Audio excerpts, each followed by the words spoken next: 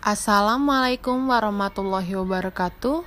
Perkenalkan, nama saya Anissa Salsabila dengan NPM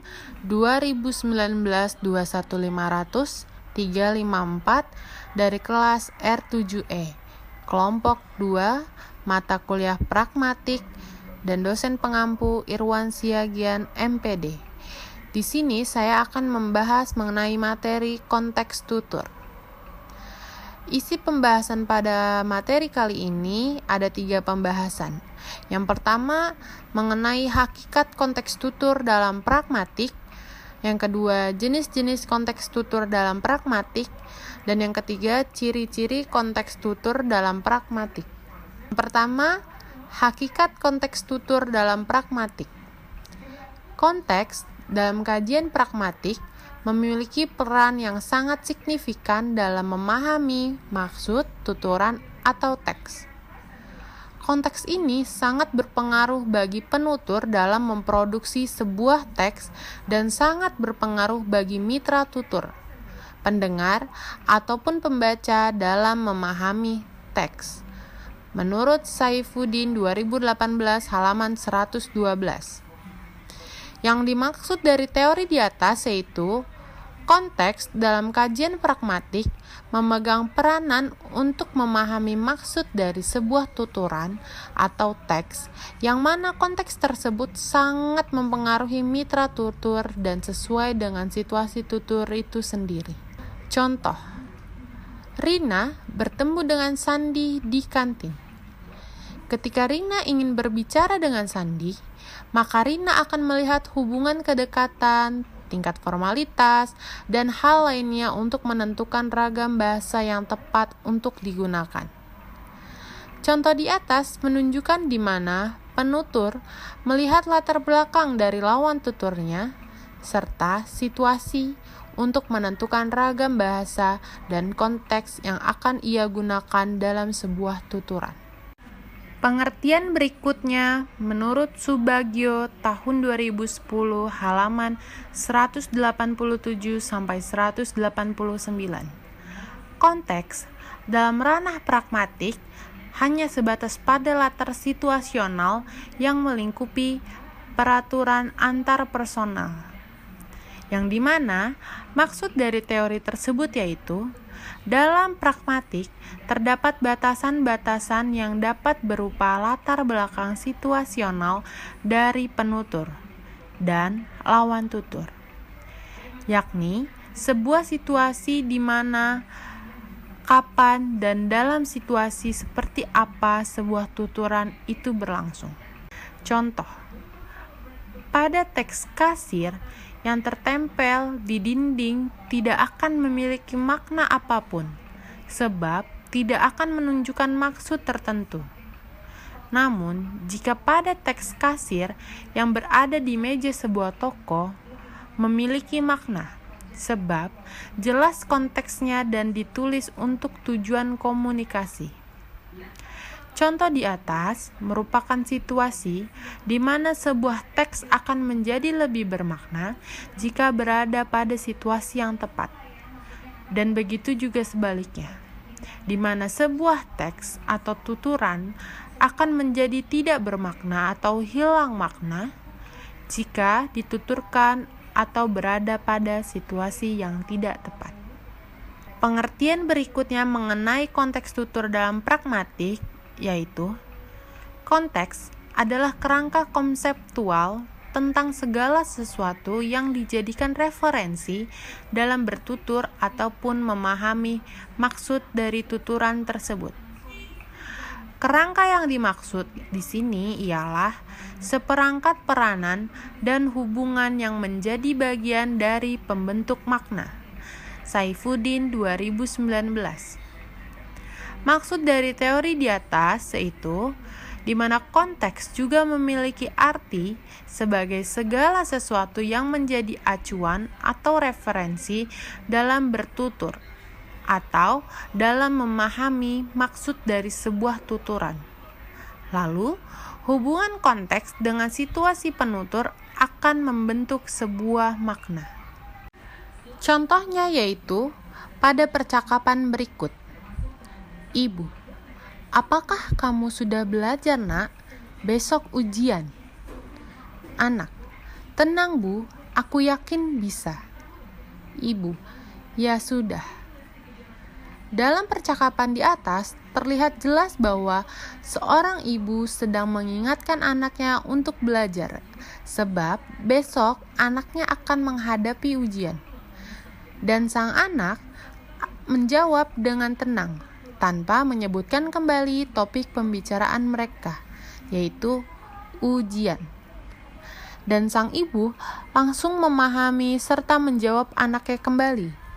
Dengan begitu, antara ibu dan anak sudah memahami konteks apa yang sedang mereka tuturkan tanpa harus menyebutkannya kembali.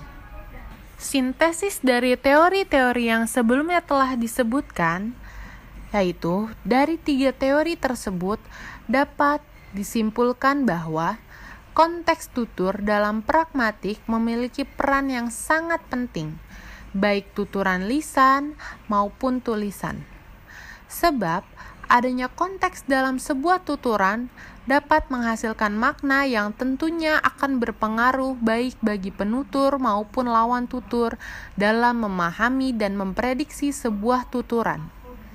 Dengan kata lain, konteks merupakan seperangkat peranan dan hubungan yang menjadi bagian dari pembentuk makna dalam bertutur.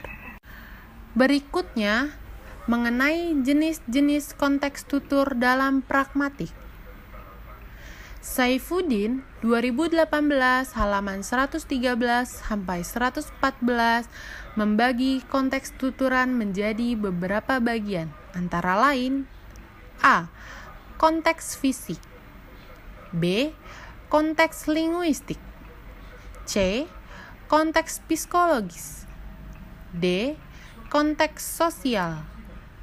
E. Konteks pengetahuan bersama. A. Konteks fisik. Menurut Nirmala tahun 2012 halaman 16, konteks fisik berupa apa saja yang dapat dilihat, didengar di lingkungan sekitarnya. Biasanya meliputi tempat terjadinya pemakaian bahasa, objek dalam peristiwa komunikasi, dan tindak partisipan. Maksud dari teori tersebut bahwa konteks fisik memiliki hubungan dengan lingkungannya yang menjadikan hal tersebut sebagai objek dalam peristiwa dan memunculkan aksi atau tindakan. Berikut contohnya. Adik, Ibu, maafkan saya karena telah memecahkan piring itu. Ibu, ya ampun adik, lain kali harus lebih hati-hati ya. Pembahasan dari contoh di atas merupakan tuturan yang diucapkan seorang anak kepada ibunya yang bermakna sebuah permintaan maaf karena adik memecahkan piring dan disertai tindakan fisik partisipan. Tindakan fisik tersebut berupa permintaan maaf. B. Konteks linguistik.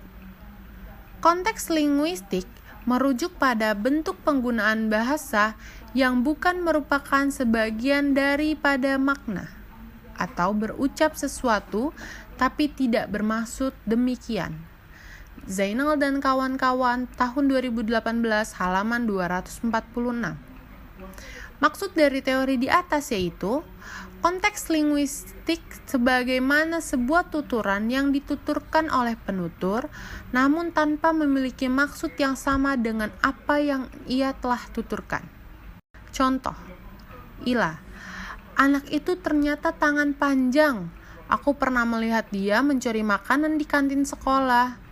Zahra, oh iya, aku tidak pernah menyangka. Padahal dia anak yang pendiam. Maksud dari kata tangan panjang dalam potongan dialog tersebut merujuk pada kata pencuri. Yang kata pencuri tersebut merupakan sebuah istilah. Makna dari kata tangan panjang tentunya berbeda antara tuturan dan maksud sebenarnya. Bukan tangan yang panjang, melainkan maling.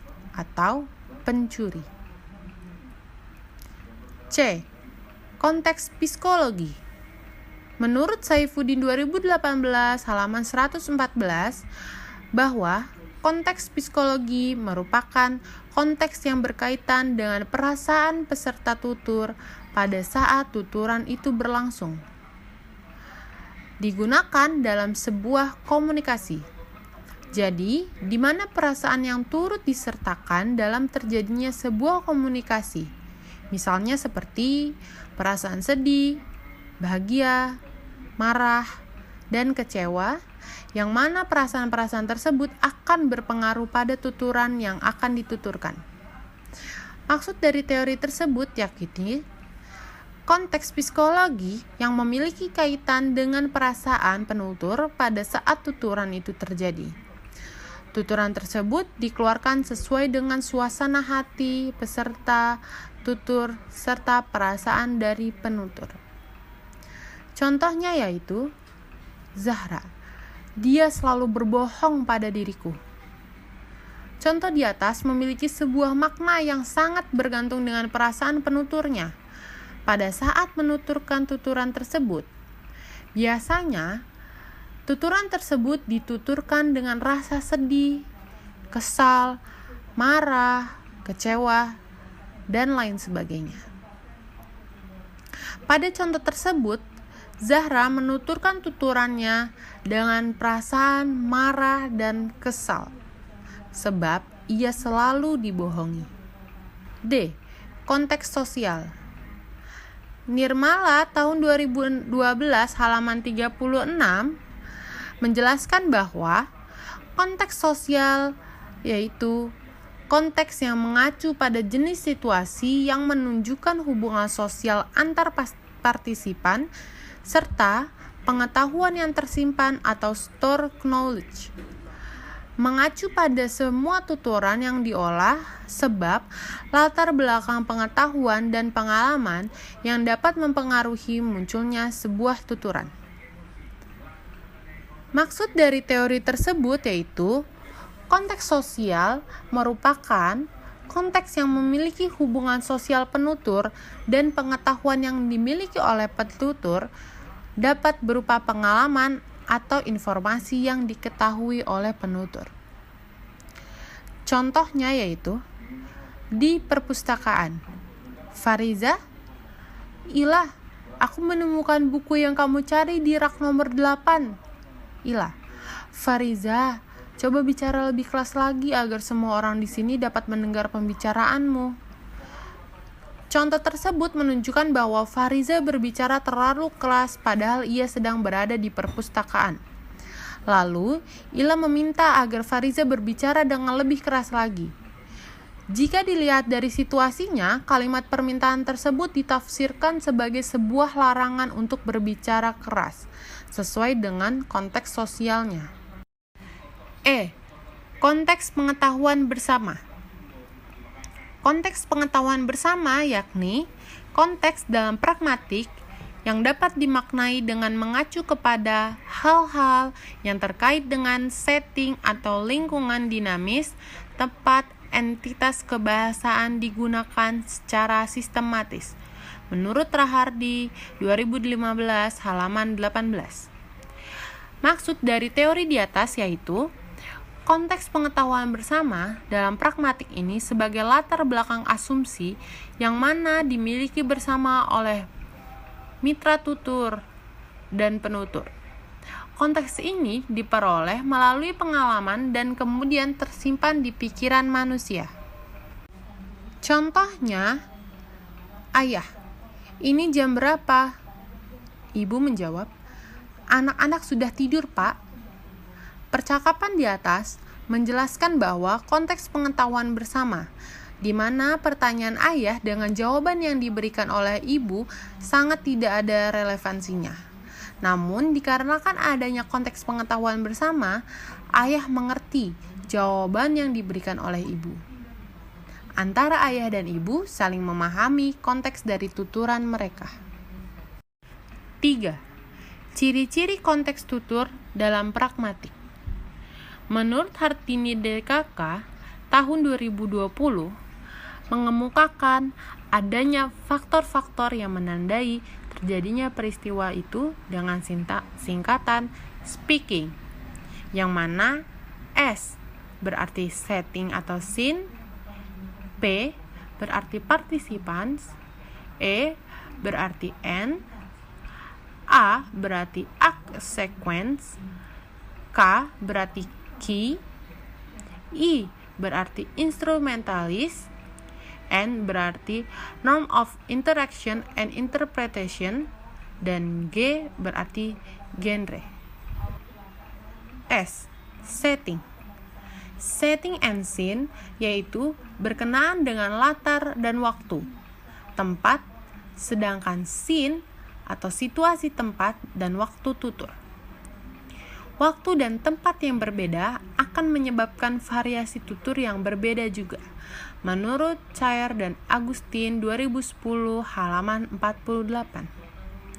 Maksud dari teori di atas yaitu baik latar waktu atau situasi tempat, keduanya akan menimbulkan konteks tuturan dan variasi tuturan yang berbeda-beda. Contoh, dosen. Siang ini saya akan memberikan tugas praktik di ruang lab. Latar dan waktu yang dapat dilihat pada kutipan di atas sangat jelas, yaitu pada siang hari di ruang lab. P. Participants. Menurut Chair dan Agustin, tahun 2010 halaman 48, participants merupakan pihak-pihak yang terlibat dalam petuturan. Bisa berbicara dan pendengar, penyapa dan pesapa. Dua orang yang bercakap-cakap tersebut dapat saling berganti peran. Namun, dalam sebuah situasi, pergantian peran tersebut tidak dapat dilakukan. Maksud dari teori di atas yaitu, berapapun yang terlibat dalam sebuah tuturan merupakan partisipan, dengan pengecualian bahwa tuturan dalam sebuah situasi dilakukan secara bergantian. Contoh, di ruang kelas. Guru, baik, sampai sini ada yang ingin bertanya? Santi, saya Bu, boleh jelaskan kembali nomor 3-nya? Joko, Bu, saya juga ingin bertanya. Dari contoh di atas, yang merupakan kegiatan belajar di kelas, di mana guru menjadi penanya atau penutur, jika Santi dan Joko menjadi penjawab atau lawan tutur. Kegiatannya dapat disebut dengan participants karena terlibat dalam ketuturan. E atau ends. Menurut Chair dan Agustin tahun 2010 halaman 49, ends merajuk pada maksud dan tujuan dari penuturan. Maksud dari teori di atas, di mana sebuah tuturan pasti memiliki tujuan. Tujuan dalam sebuah tuturan tentu berbeda-beda, tergantung dengan apa yang ingin disampaikan oleh penutur. Contoh, di pasar. Ibu 1. Bang, saya beli cabai merah 1 kilo ya. Ibu 2. Bang, saya beli sayur mayur. Ibu 3. Bang, saya beli bawang merah dan bawang putih. Pedagang. Baik ibu-ibu, peristiwa tutur yang terjadi dalam pasar merajuk ke dalam aktivitas jual beli. Namun, antara pedagang dan ketiga pembeli tersebut memiliki tujuan yang berbeda-beda. Pedagang bertujuan untuk menjual dagangannya, sedangkan ketiga pembeli akan membeli berbagai macam barang yang tentunya berbeda-beda. A. Act sequence. Menurut Chair dan Agustin 2010 halaman 49, act sequence merupakan bentuk ujaran dan isi ujaran, di mana bentuk ujaran merupakan kata yang digunakan, bagaimana penggunaannya, dan kaitan dengan topik pembicaraan. Sedangkan bentuk ujaran dalam situasi formal dan informal yang jelas sangat berbeda. Maksud dari teori di atas yaitu sebuah ujaran digunakan penggunanya sesuai dengan topik pembicaraan dan situasi tuturnya. Oleh karena itu, penutur harus mampu memilih tuturan apa yang akan digunakan dengan tepat. Contohnya, Zahra, teman-teman, perihal lomba yang akan diadakan oleh kampus, siapa yang akan menjadi perwakilan kelas? Zahwa, saya ingin mengajukan diri karena saya sudah memiliki beberapa ide untuk perlombaan kreativitas nanti. Zahra, bagaimana teman-teman? Apakah ada lagi? Dalam sebuah diskusi singkat di atas, bentuk ujaran berupa percakapan dialog dan menggunakan bahasa yang formal. Contoh tersebut merupakan contoh dialog diskusi menggunakan bahasa yang formal sesuai dengan situasinya. Ki. Menurut Cair dan Agustin 2010 halaman 49, Ki mengacu pada nada, cara, dan semangat di mana suatu pesan disampaikan dengan senang hati, kekecewaan, serius, dengan sombong, mengejek, dan lainnya. Hal tersebut dapat terlihat dari gerak tubuh, isyarat, dan juga nada. Maksud dari teori di atas yaitu, sebuah tuturan pasti memiliki nada bicara, di mana hal tersebut akan membuat sebuah ujaran menjadi lebih hidup dan dapat menjadi sebuah pesan tersirat untuk menggambarkan suasana hati penutur. Contohnya, Ila, teman-teman, saya punya ide. Bagaimana kalau saat lomba kreativitas nanti kita membuat gaun dari plastik? Sangat kreatif, bukan? Fariza, saya tidak setuju. Karena kita adalah fakultas bahasa dan seni. Lebih baik kita membuat sebuah drama singkat yang memiliki makna dan dengan properti yang ramah lingkungan. Baik, boleh difikirkan terlebih dahulu. Pada sebuah diskusi singkat di atas, terdapat berbagai macam nada bicara di mana hal tersebut mensyiratkan isi hati dan perasaan. Seperti pada dialog di atas, di mana Fariza menepis ide yang disampaikan oleh Ila dengan sebuah alasan. Lalu, Ila membalas kembali dengan tuturan yang menggambarkan kekecewaan hatinya. Instrumentalities. Menurut Cair dan Agustin tahun 2010 halaman 49, instrumentalities tersebut mengacu pada jalur bahasa yang digunakan seperti jalur lisan, jalur tertulis, atau jalur telepon. Maksud dari teori di atas, di mana sebuah tuturan terdapat dua jenis, yaitu tuturan lisan maupun tuturan tulisan. Baik lisan maupun tulisan tidak mengurangi maksud dari tuturan tersebut, tetap memiliki konteks tutur. Contohnya yaitu, koran merupakan alat komunikasi dan alat penyampaian informasi. Jalur bahasa yang digunakan untuk menyampaikan informasi tersebut berupa jalur bahasa yang bersifat tulisan. Sedangkan dalam acara siaran berita pada televisi dan radio menggunakan jalur bahasa lisan dengan gaya bahasa formal.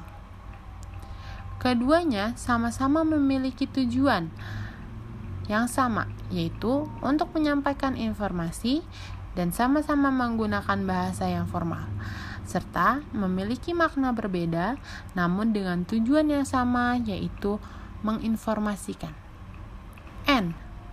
Norm of interaction and interpretation.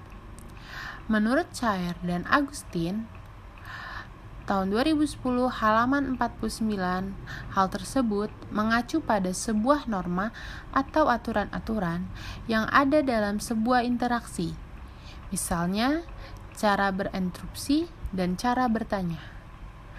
Maksud dari teori di atas yaitu norma-norma atau aturan-aturan pada sebuah tuturan.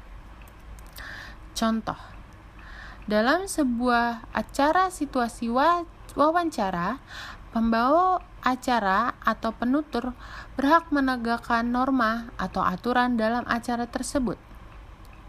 Misalnya, menginterupsi narasumber sebagai lawan tutur yang tidak sesuai dengan aturan atau norma di acara tersebut. Hal lainnya yaitu mempersilahkan narasumber sebagai lawan tutur untuk menjawab pertanyaan dari penutur. G. Genre.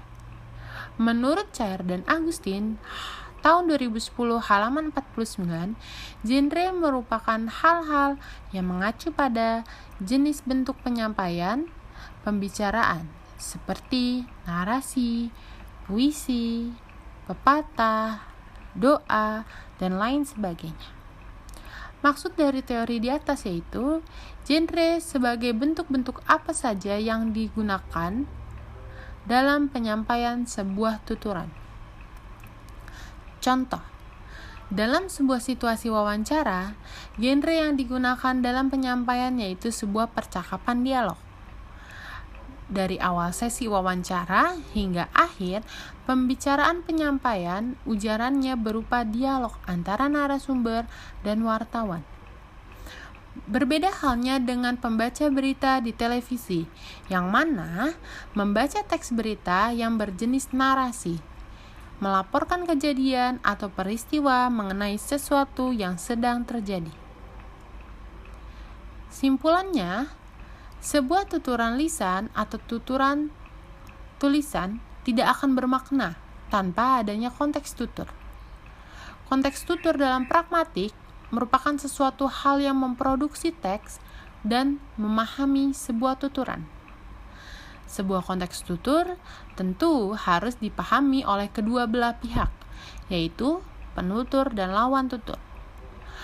Konteks tutur merupakan sebuah asumsi latar belakang yang dijabarkan oleh pembicara dan pendengar. Dengan adanya konteks tutur, maka lahirlah sebuah makna tuturan. Konteks tutur terbagi atas 5 jenis, yaitu konteks fisik, konteks linguistik, konteks psikologis, konteks sosial, dan konteks pengetahuan bersama. Sekian yang bisa saya sampaikan. Lebih kurangnya mohon maaf. Wassalamualaikum warahmatullahi wabarakatuh.